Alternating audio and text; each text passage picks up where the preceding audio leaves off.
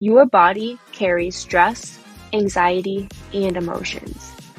Daily life is a lot to manage, and you need tools that help your whole self. Thus, Movement Genius has created mental health tools, stress and anxiety relief, and movement classes that improve well-being.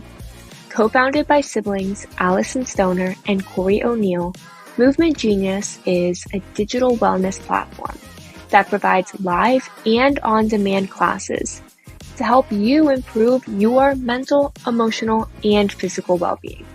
Classes are designed by a diverse range of psychotherapists and experts who incorporate evidence-based techniques proven to reduce stress, release tension, and support your mood and mindset. You can learn more and register at movementgenius.com. Welcome back to Normalize The Conversation. I'm your host, Francesca Reicherter, and today I'm joined by co-founder of Movement Genius, Alyson Stoner. Alyson, thank you so much for joining me for today's conversation. Before we begin, I want to check in. How are you really? Thank you so much for having me. I feel delighted at the moment to be speaking with you. Before this, I was in a 6-hour meeting for company development. So my mind is slightly exhausted. I also stayed up late working, so I'm a little under-resourced, and yet I truly feel this bubbliness, just hearing you speak and knowing that we're going to have a great conversation about something, we're so passionate about. Thank you for being so honest and transparent. A lot of times with how are you, people just kind of brush it off and they're like, oh, I'm good. But it's nice to know that we all have so many things on our plates. It's okay if we're exhausted, if we're feeling a little deprived, and that we can still show up and be honest. So thank you for that. And before we begin, can you tell us a little bit more about Movement Genius? Yes, for those of you who are not aware, I founded a company called Movement Genius, and it's dedicated to providing stress relief techniques, mental health tools, and full body movement classes that improve well-being. And what's different about Movement Genius compared to all these other kind of mental health apps and talk therapy solutions and even taking medication is that a lot of times when we think about mental health, we only focus on what's going on in our minds. And in reality, when we're feeling stressed and overwhelmed and we're in that fight or flight mode, really what's taking over is our nervous system. It's our body that's sort of driving the car. So in order for us to help our minds, we actually have to learn how to help our bodies feel safe enough to relax. And so Movement Genius is dedicated to creating all of these kinds of mind-body tools that don't just help your, mind feel better, but truly help your entire self feel like, okay, I can release this stress, I can check in, reconnect, and really manage what I'm going through. It's essentially like the go-to place to get all of those tools we all needed, but maybe didn't get growing up, so that we feel like, okay, we feel empowered in our well-being journey, as opposed to feeling stuck in patterns or disconnected or just, overwhelmed by everything that's on our plate. So yes, and we'll make sure that everyone listening, if it feels like, oh, that's something I need right now, we'll get you a special discount code so you can try it for free and join the community. We'd love to have you. I'm so excited for that discount code. But what I love about what you do is growing up, I didn't know that there were other things I could do. I felt so helpless waiting for my therapist to save me because I didn't know how to take charge of my own therapy. I didn't relying on medication, relying on all these other tools and never feeling like I had it in me to help myself. And when I discovered how much just going for a walk or shaking out my body or having a dance party, just something moving my body really helped alleviate that stress. So you are helping people going from feeling, I don't want to say helpless, but really feeling a little bit helpless to feeling empowered and in charge. You are naming it 100%. That is the intention. And it connects to my personal story, which is similar. You mentioned having some experience with therapy, having some experience with medication. But what do I do in between sessions? What do I do when no one else is around and it's just my thoughts? It's just the anxiety in my chest. It's just that feeling of being on the verge of panic and knowing like, I have to figure this out right now. That's when, we need to know those tools. And what I love about mind body techniques is that you don't need expensive equipment. You don't need special fancy experiences. It is literally learning how to listen to your own mind and body, build that awareness and that trust, and over time feel legitimately confident to be able to meet yourself where you are. Because as you mentioned beforehand, I used to just feel like it almost felt like I was an enemy to myself. And so I was not only dealing with stressors and challenges in the external world, but then I was like working against myself on top of it. So, this helps you experience that sense of like harmony internally and to feel like, okay, we got this. It might be a challenging moment, but I know that in these moments, these are my go-to tools and I've got options. I'm not stuck here alone. And like that to me, is so encouraging. And it ends up changing how I feel like I can show up in life in different situations.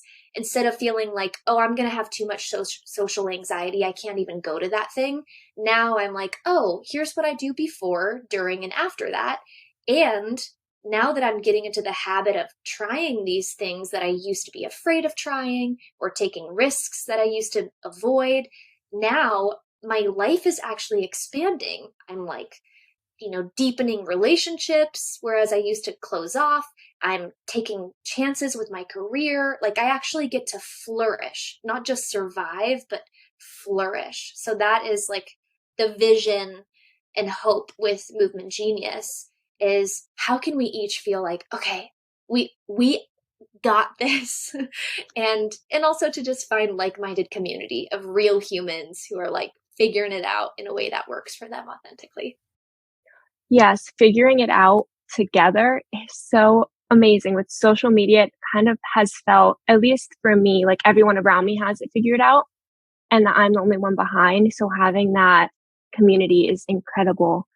But going back to what you said about having those tools, we grow up and no one talks to us about what to do, about how to cope, about how to prevent feeling this way, getting overwhelmed. We're all going to get overwhelmed. We're all going to get stressed, whether it's from pressures of school, family life, work, figuring out who we are, kind of testing societal norms. All these different factors will cause the stress. And without knowing what to do, without having these coping skills, without having any tools in our box on how to move through it and get through it, we tend to crack under the pressure. And I know that happened to me where I ended up in a psych ward before I realized, hey, I need help. What was it like for you trying to figure out maybe that moment where this isn't working and I need to find something else? Yes. Well, I too was in an inpatient facility, and I knew before then that something wasn't right. And what I noticed was just I was fixating on certain things. And instead of just having, a day where I would think about what I'm eating for lunch and then I'd go on with my day, suddenly food became something to obsess over. And then it wasn't just, okay, I went to the gym and now I go on with my day. Now it was obsessing over exercise. And then it was obsessing over, wanting to be perfect in all of my interactions with people. And it just was this constant hamster wheel of trying to control and curate everything that I did, everything I said, pleasing people. All of it just was like so taxing all the time. And I felt like my life was shrinking.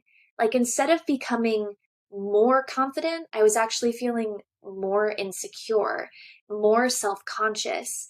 I was doubting myself. And then because I felt overwhelmed and like everything else was out of control in my life, I was just trying to latch on to whatever I could to make sense of the world.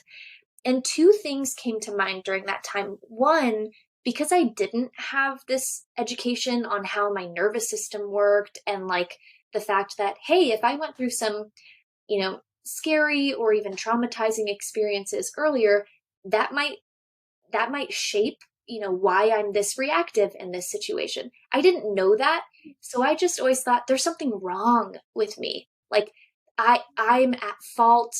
I'm messed up. I'm broken. And that narrative really stuck with me until I learned this basic education of my own biology, my own mind body connection. And I felt like freed from judging myself so much. And then the second thing is when I was an inpatient, I realized like I I have been putting my health and well-being so far on the back burner, but if I were to actually lay this strong foundation, every single area of my life would improve. So why am I not prioritizing this? And of course, like it can be intimidating to start unpacking like what's underneath there. But I promise you it's so worth becoming curious and having that compassionate exploration, because you really start to reclaim that sense of um, empowerment. And so yeah, I was, dealing with an eating disorder, an exercise addiction, workaholism, and my health was deteriorating. I was very isolated, so I was not really staying in touch with many friends. And if so, like it wasn't very deep connection. And and I just felt like a shell of myself. Just like offline and numb. And so, started going to therapy, exploring things. And it took a while. Like it wasn't as if I just woke up one day and felt like, I'm healed. Um, but I will say that something that was really encouraging throughout the journey was to remember, if on the other side of this is the promise of, joy or confidence or hope, I get to actually experience little bits of each of those along the way. So I don't have to wait to wake up someday and feel confident. I actually can lean into what would provide that sense of confidence right now. I can start feeling small amounts of joy, to the degree that I can handle right now. Like it doesn't have to be entirely no pain, no gain, or like it's going to be so hard, but it's worth it. Like, I think that narrative in our society is sometimes unhelpful. On the one hand, it's super important to realize, like, yeah, it might take some persistence and patience. On the other hand, it's important to recognize if you're intending to be well, then you actually get to feel better along the way. Like if something's feeling really detrimental and harmful and horrible, like that might not be the path. Yes. Oh my goodness, that idea in society where you have to go from that point of feeling completely numb or hurt or in pain, and then all of a sudden you're going to snap your fingers, wake up, and everything's better. Or that you're stuck there. That's another thing. There's this mindset that, oh, just have a positive mindset. Stop thinking about it. Stop overwhelming yourself and you'll be fine. You'll wake up and you'll feel better. And then that doesn't happen. And again, internalizing what's wrong with me. Why didn't that happen? But listening to you and your story feels like listening to bits and pieces of mine, because that's something that I struggled with. I struggled with an eating disorder on and off. Struggled with that feeling of control because everything around me felt like it was outside of control. I had this idea in my head when I was 12 that I was going to put this business together and get everything. And then that became my life up until this point. It still like that workaholic mindset. And it becomes so overwhelming and people don't talk about it enough. So thank you for being so vulnerable and sharing that, because without those conversations, I mean, I talk a lot, clearly, and I talk about my story and what I've gone through so much, but I don't often get to hear it in reverse. I don't often get to hear and resonate with it. So it's so nice on my end, I want to say, to have someone, not that you struggled, but to have someone who understands what it's like to work through that and to know that I'm really not alone in it. And I think that's what's so great about these conversations, about the community you're building, is that we don't have to feel so alone in it. Yeah. And two things came up when you were speaking. One is you and I have actually experienced a bit of a before and after. And if someone listening hasn't necessarily arrived at that sense of after, like, oh, I'm finally, feeling better. What is encouraging to realize is that our minds, just the way our minds and brains work, we carry one version of reality, a map of reality, a story of how we think everything is working. And sometimes in that map, there are some thoughts or patterns that, yes, aren't as helpful. And those are the areas maybe that we're like wanting to heal or to shift a bit. And sometimes I think when we examine that story, we assume that it's true just because it's the first story we got. So it feels the most real. It feels like, hey, but there's evidence for why I believe this about myself. Hey, but there were real experiences that prove this is true about life.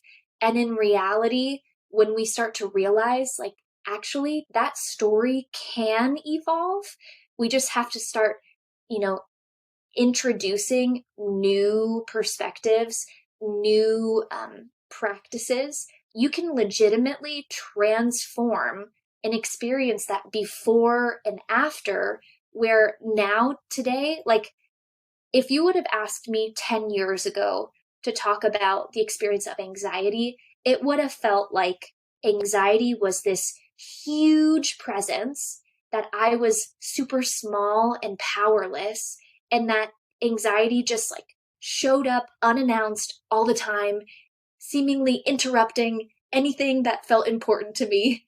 And now if you ask me about anxiety, I'm like, yes, yes, yes. That natural response in my body when it feels like something might be a little scary or uncertain. And, right, that's what I just need to help myself feel safe again. And okay, I'm going to do this tool and I'm going to say, hey, I understand self. Like, all right, you're having a moment. That's normal. It's okay. And you use this tool, you're going to feel better. And then you're going to move on and do the thing anyway that scares you. Like, I would not have believed that I could feel this at ease talking about something that used to be debilitating. So I just wanted to name, like, for people who are maybe in the thick of something and they're wondering, will it ever stop? Will it ever change? Sometimes we really just have to repeatedly introduce that new story, that new perspective, those new practices to literally retrain our mind, to retrain our nervous system. And you can legitimately feel a different quality of life. You don't have to stay in that story, even though it feels so real and so like it's fixed. We are always evolving, and we really can help ourselves evolve in this way if we're open to it. Isn't it amazing what education and resources can do for us? Totally. That story, like you said, that we have in our heads, that it's never going to get better. That is something that's so common. And when retraining our thoughts, retraining our brain, kind of rephrasing, what advice do you have for people who want to, but they don't know where to start? That's a great question. So I would say the first place to begin is to take anything I say with a grain of salt and to start rebuilding trust with yourself, to be able to say, actually, I can listen in and ask myself what would feel helpful? What do I think might work? Because I can give you suggestions all day long, and I will give you some ideas and starting points, but each of us, wellness looks different for each of us, and our schedules, our personalities all function differently. So if I say, you just have to recite this 3 times a day for the next 3 months, for some people that might be perfect because they're like super organized, stick to the routine, and they add it to their calendar and signed, sealed, delivered. For others, they're like, I have never stuck with anything more than 2 days in a row, so I don't know what you want from me. So what I will say is first really inviting that sense of, could I be willing to listen to what I might need in this moment, and to start rebuilding that trust with myself. Then some practical suggestions. A lot of people talk about using affirmations. And one thing that I found is when I first started using affirmations, they all felt very cheesy, and they all felt very like I just doubted what I was saying. It's like I do not believe this at all. And what was interesting is instead of trying to force myself to believe something else, I started picturing it just as if, well, I've tried it the other way a bunch of times already. I might as well try on something new and see if it like has a different outcome. And so instead of pressuring myself to believe something, it became more of a curious experiment of like, what if this were true? And, instead of trying to just make that switch right away, I imagined as if that new affirmation or that new viewpoint was just like a new person in the room. And I didn't necessarily have to become them. I just was like inviting some curiosity, like, okay, letting them have a little bit more input. And that, I guess, took the pressure off of trying to convince myself of something that didn't seem true. And for me, I legitimately listened to affirmations every single night, played them while I was sleeping. Who knows if that actually worked, but for me, it feels like one day over time, I did wake up and I started feeling like, whoa, I'm entertaining new views of myself that once felt impossible to believe. So that's one practical suggestion. Another is to, instead of jumping into something specific to do, just start with some reflections on what is the story that I've been carrying about myself, and where did that story originate? At what point in my life did those thoughts come online? Was there a specific event? Was there a certain person who kind of speaks this way, and I've actually just taken on their perspective as my own? What about, media and my upbringing and culture and all these things? And really just start to tease out the elements of the story. And by doing that, hopefully it also helps create some space between you feeling like you are identified with that story and you realizing these things kind of came into being at some point, and there's still a more core version of myself underneath all that I can tap into again and reconnect with beyond all of this extra story. So I might suggest, either the positive affirmations or reflecting on whose story you are actually embodying every day, just to create some space and to open up to the possibility of if you wrote one story one time, you can write another, just to kind of get the juices flowing. Yes. For me, it was, I'm not this damsel in distress that needs everyone to save her, but I am powerful and in charge of my own story and where I go and what I can do. And that was so hard to unlearn, because every fairy tale, every interaction with my loved ones, it was all people saving me, people kind of pulling me in line, keeping me somewhere, physically moving my body and putting me somewhere. So I was taught that everything around me meant I was just stuck. and I was not in charge. I was waiting to be saved. And when I finally started to rewrite that story, I gained so much confidence in my own voice. I'd never stopped talking since. It's bad, but it's amazing because I finally feel like I have a voice. Yes. You brought up such an important point, and I don't know if you've touched on this in other episodes yet, but as we begin to shift and experiment with new ways of seeing ourselves in the world, it's sometimes met with resistance from the people around us because naturally we got into that relationship dynamic as one version of ourselves. And so now that we're shifting, it can create a bit of, dissonance or challenges with other people. And it may be conscious, people might be like, hey, I don't like, what you're becoming. Or it may be unconscious where people feel like, hey, you're not the person you used to be, and so our typical way of relating is now not as smooth, or I'm not getting what I needed because you're changing. So it's important to recognize like there might be some recalibrating with friends, with family, as you learn how to, for example, like use your voice to set a boundary. If someone has never heard you set a boundary before, they don't know how to react to that part of you and that version of you. So it might not just like go over perfectly the first time. And you may find some people go, oh, hey, I'm hearing that you're now needing this from me and I respect that. Great. For others, it might be, well, actually, I was here because I used to be able to get anything I needed from you whenever I wanted. So now I'm not interested. And so there's going to be like some shifts. And what happens for me when I feel that shift happening around, I really try to focus on the concept of wholeness. And I say, okay, but is what I'm doing, am I aiming to become a more whole version of myself? And if so, I'm going to continue leaning in and try to extend that version of myself to others. But if I find like how I'm showing up is actually leading to a lesser sense of wholeness, and I'm feeling more like this might not be helpful, it might be a little harmful or destructive or toxic or whatever the words are that people use, then I'll pause and readjust.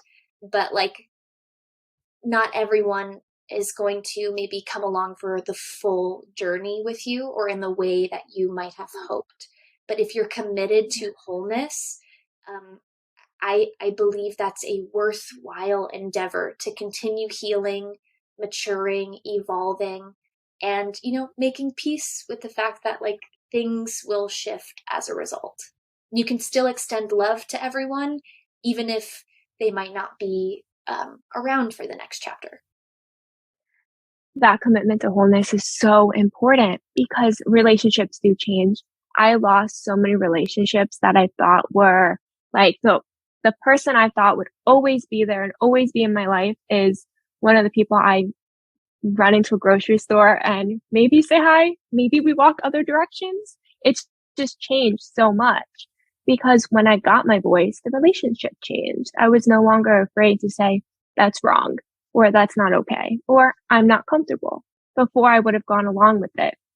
And in the beginning, oh my goodness, did I question my voice when people started reacting differently? And I felt like I was maybe losing respect from them because they didn't like when I responded. To get the confidence to say, like you said, that commitment to wholeness, say, no, this is good for me. This is right. I feel stronger. I feel better.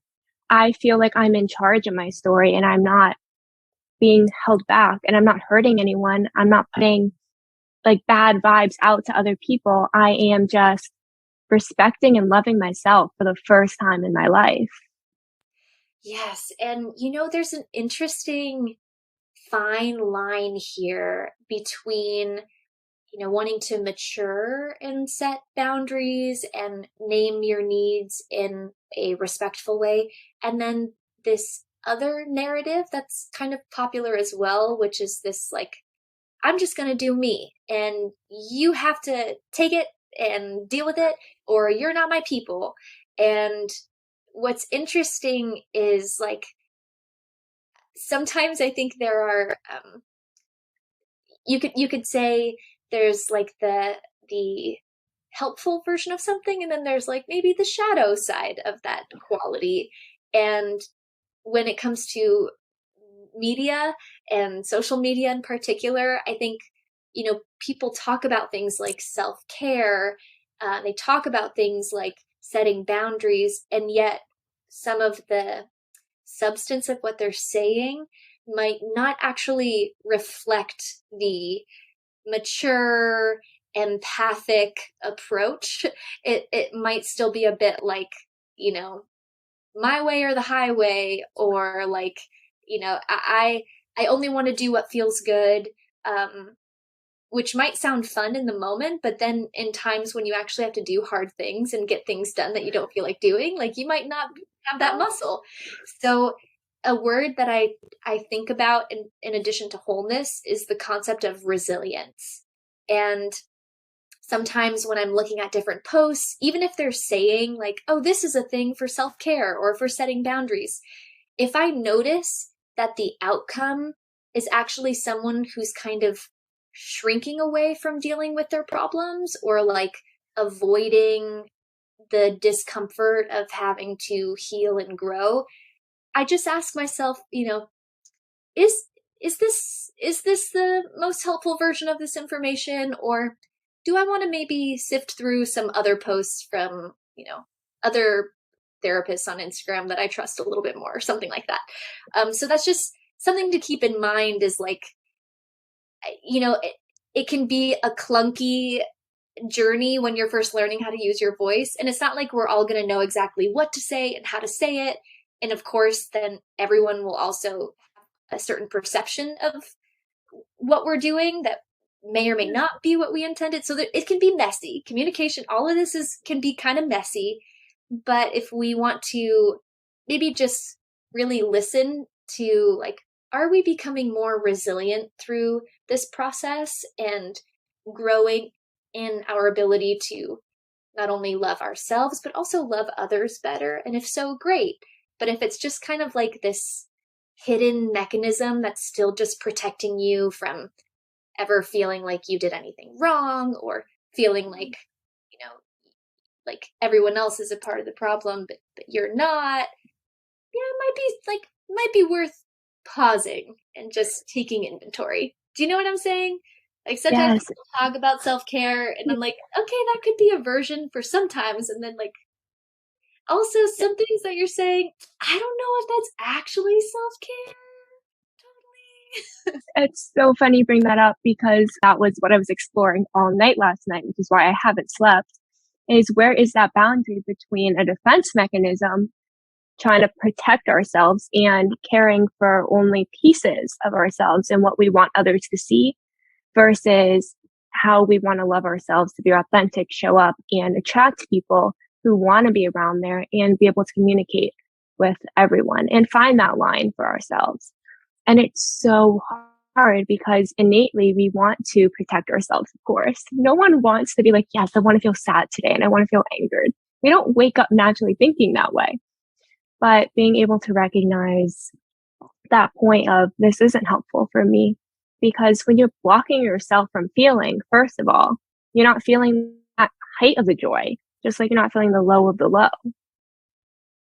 Yes, that was a huge thing for me in treatment, was realizing, oh, when I shut off all of the difficult feelings, I also shut off the positive experiences as well. And it took a long time to feel into the hurtful wounds that I wanted to heal, as well as the beautiful joys. Like I could only do them in small increments at a time, and that's okay. So it's important to acknowledge that, like, each of us have a different capacity, a different bandwidth to be able to dig into this kind of reflection or development, and to really honor that pace, and to really honor that particular moment. If you just mentioned, like, okay, we only got a couple hours of sleep, and now we want to dig into this huge, wound that we're wanting to unpack.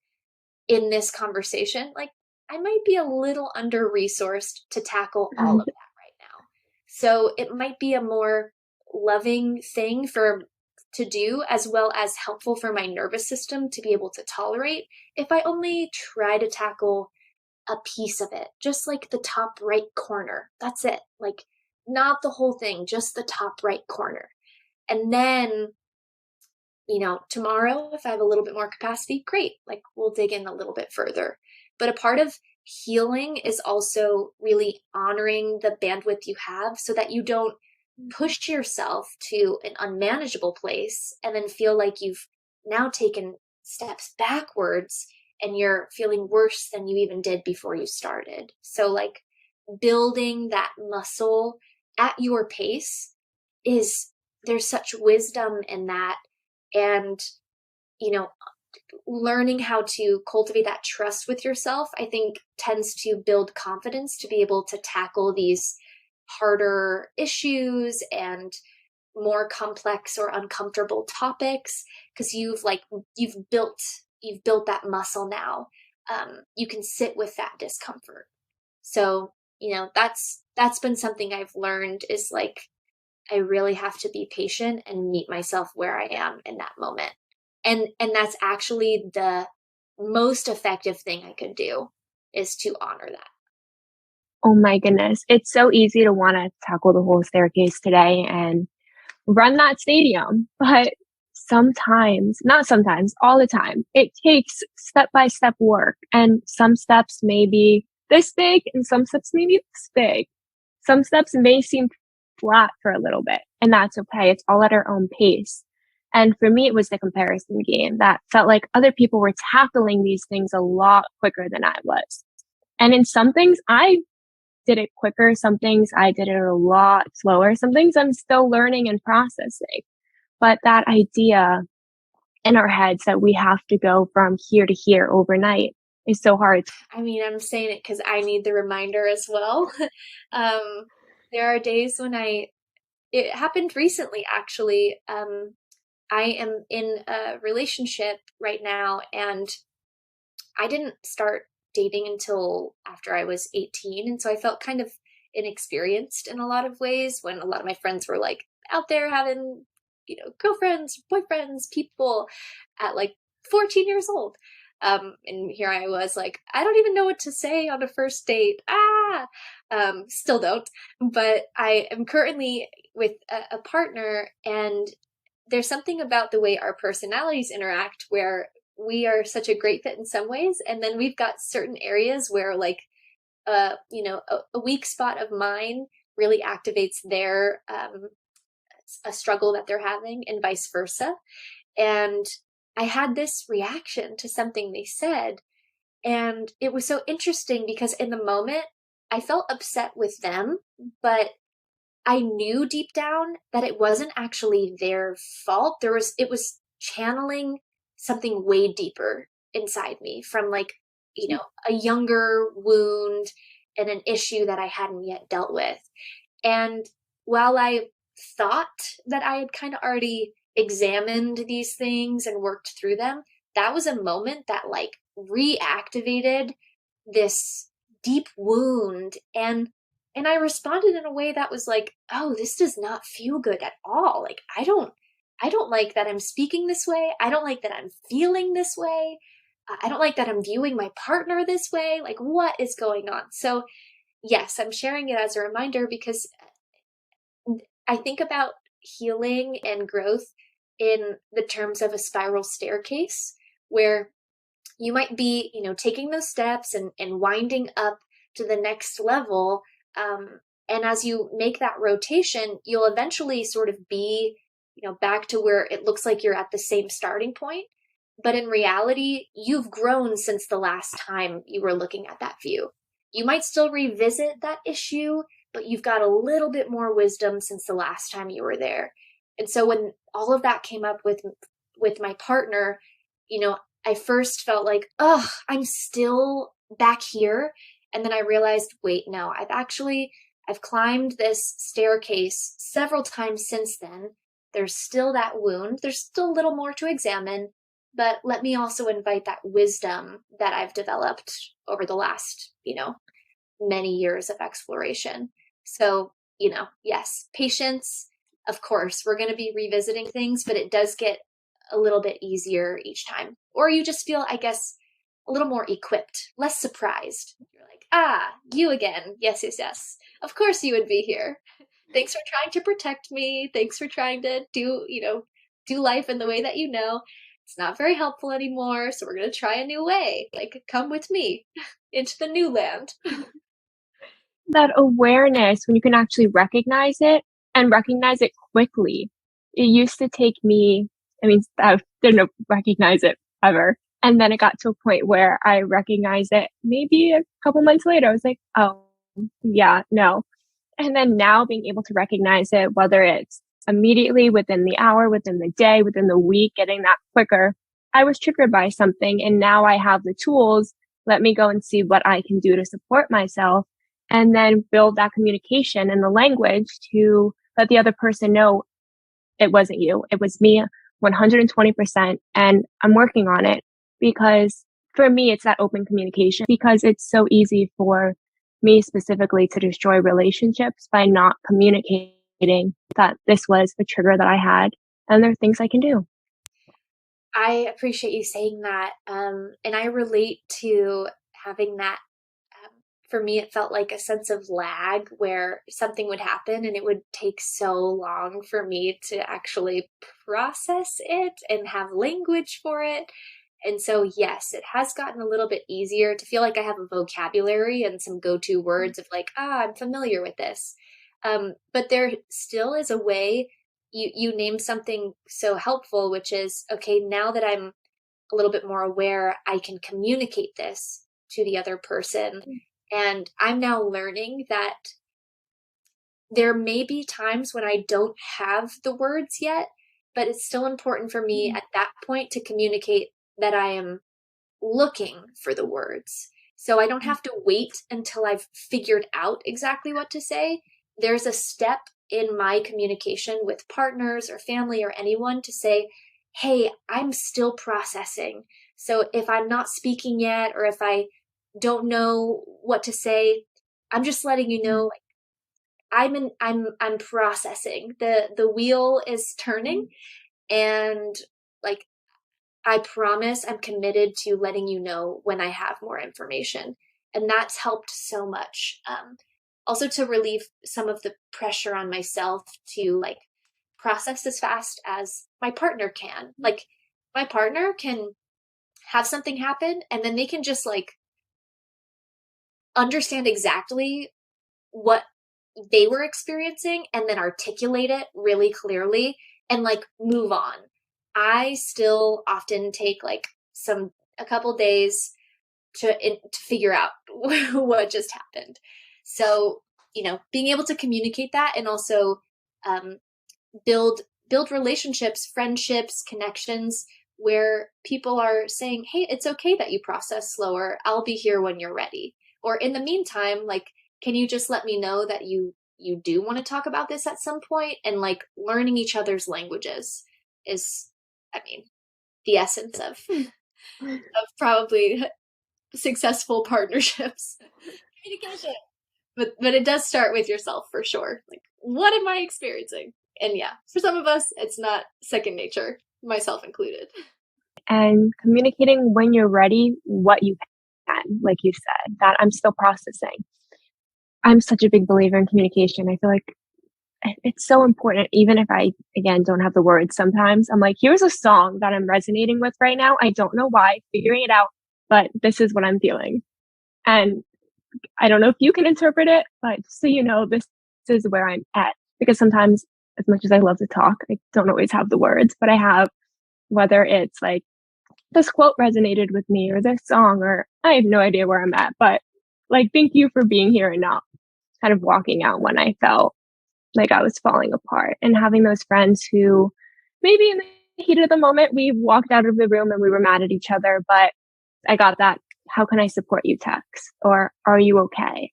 Right. And me knowing that I can do that too, but that was based on communication of, can I say that? What would you like me to say in that moment? Because if we did not communicate, there was no chance when we're mad, we would have been like, goodbye. Right.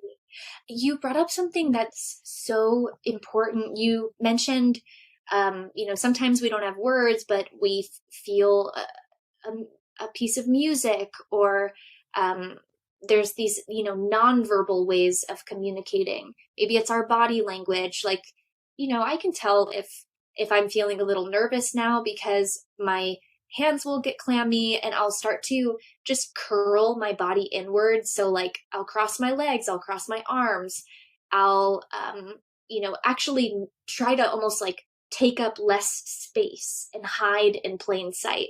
And so I'm learning my own nonverbal ways of communicating so that if I notice myself doing things, I can actually, check in and adjust. But the reason I draw attention to your point around music is because a part of what's interesting about like checking in with how we're feeling is, I'm going to get a little scientific and a little geeky for a second. So before we learned our first verbal language, if we are verbal, before we established our first verbal language, we had already experienced in our bodies our basic beliefs about what it means to relate to other people, who feels safe, what environments feel safe, how to attach and connect to others. And that all happened before we had words. So when we're going through things now, and sometimes we feel like we don't have words, it might legitimately be because it's connected to something that we only were experiencing as sensations in the body. And that's actually one of the main reasons why with Movement Genius, we have these mind-body tools, because sometimes we're not going to know the words, we're not going to have language, but really we need to access what's going on in our bodies. And movement, even if it's small motions, just, breathing in and out, or a light stretch, or as you mentioned, kind of shaking out some of the stress, those subtle movements can help us process and express and release what we're feeling that we can't seem to find language for. So I'm glad you brought that up, because in our culture, we often give primacy to like the written word and to language. And that's only one way that our body is interpreting our experience. Movement, body language, becoming aware of that story is like just as important and just as an essential factor to actually finding well-being. Exactly. And as we're running out of time, bringing it back to Movement Genius, one thing that I absolutely love that you do is there's a range of different exercises and videos. So you have one where it's the affirmations, which by the way, love, and you're dancing to the affirmations and saying them out loud.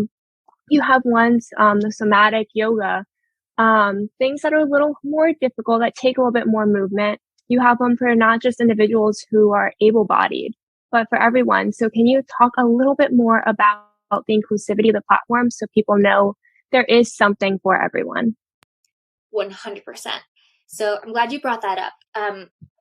We actually have over 200 videos now, and a lot of the new videos don't require really any physical movement.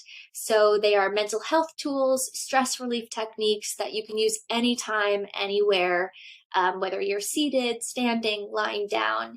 And you mentioned accessibility and inclusivity. We are building that as our DNA. Like that's from the ground up. We're thinking, how can everyone be able to find something for their specific need in that moment, as well as a tool that actually works for their mind and body, however they naturally operate. And so we have classes with a variety of instructors. Many are living with a variety of different kinds of disabilities, so visible and invisible. Many instructors come from a variety of backgrounds where, they might have been like othered in terms of typical wellness platform is only built, by and for a very narrow group of people. And so we've got instructors who literally just represent what humans actually look like and feel like and experience. And they happen to be really wonderful experts. And so you can find, something that is casual, easygoing, quick. You can find something that's, a full length class if you're really wanting to have that deeper sense of reconnection. But it is always on the premise of honoring exactly where you are in that moment and going at the pace, exploring the movements that actually feel good for you right then and there. So it is not like some pressure fitness platform, and it's definitely not like no one's being graded. It's literally, how can we serve you in this moment? How can we support you? And how can you feel empowered to help yourself in this moment? So we've got, 200 classes on demand. And then we also have our weekly live classes. And I love those because we just have the community get a chance to check in with each other and to see like other real humans on the journey with you. And the fact that like wellness looks different for everyone on our platform. So there's no like one size fits all destination. It's very much like really learning how to celebrate your unique experience of well-being. Because that to me sounds way more interesting than all of us trying to just like check the box of what we think we're supposed to do to be well. I want you to feel like you get to flourish in your individuality. So yeah, come as you are, no equipment needed, just your mind and body, and, filter through the classes, find something that seems interesting, try it, let me know what you think. That's what I love so much about what you do is you're not making us all fit into a box, which has been primarily what movement has been about. It's been about trying to fit into this box and then have the same end goal as everyone else. But you're giving us all the space to be who we are and feel the way that we want to feel. And it's just, you're absolutely amazing. And it was a pleasure talking with you today. Thank you so much. Yes, it was such a delight, and make sure you all use the discount code. I would love to meet everyone. So if you're listening, come join for one of the live classes as well and say like, hey, I was listening to the podcast. Because I just like to be able to see you and to know you and to be in the experience with you all. We're all in it together. Thank you so much for listening to Normalize the Conversation. Don't forget to subscribe, rate, and review. This podcast is an initiative of Inspiring My Generation, focusing on normalizing the conversation, bringing education and awareness to the forefront, and amplifying global voices to spark change and hope. Inspiring My Generation is a 501c3 nonprofit organization on a mission towards suicide prevention through awareness, conversation, education, and support. Connect with us on Instagram at Inspiring My Generation and visit our website inspiringmygeneration.org to learn more about our work and how you can make a difference.